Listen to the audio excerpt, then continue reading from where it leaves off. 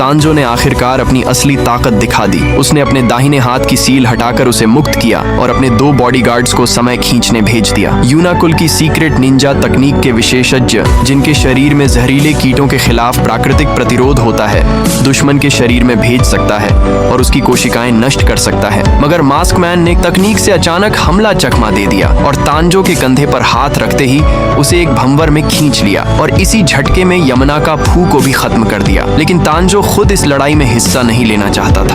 अब वह अपना शारिंगन आर्म दिखाने वाला था, जिससे वह उचेहा कबीले की आंखें इकट्ठा करता था। सासुके ने तुरंत सुसानु की पहली अवस्था में जाकर तांजो को जकड़ लिया और उससे उस भयानक रात की सच्चाई पूछी। उल्टा उसने सासुके को पांटू गद्दार कहा। ये सुनते ही सासुके और भड़क गया और उसने तांजो को पूरी तरह कुचल दिया। लेकिन जैसे ही सासुके ने सोचा कि उसका बदला पूरा हुआ और इस बार उसने सासुके पर एक मामूली कुनाई से हमला किया। सासुके ने फिर उसे एक मुक्के से खत्म कर दिया। हर बार तांजो मरता फिर जीवित हो जाता। पास खड़ी कारेन स्यांगलिंग को यकीन नहीं हो रहा था, ना ही वे किसी झेंजुत्सु में फंसे थे। फिर तांजो को मारना नामुमकिन क्यों लग रहा था। सासुके ने तांजो को खत्म करने के लिए अमतेरासु का इस्तेमाल किया, उसे जिंदा जला दिया। लेकिन मांगेक्यो शारिंगन की लगातार शक्ति उपयोग से सासुके बेहद थक गया कि तांजो फिर उसके पीछे आ खड़ा हुआ। कारेन की चेतावनी से सुइकू दान से बचाव किया, फिर तुरंत अपने बाज के ऊपर चढ़कर दोबारा संतुलन बनाया। तांजो ने फिर ताना मारा, तूने अपने भाई की ताकत तो पाली लेकिन उसकी समझदारी नहीं।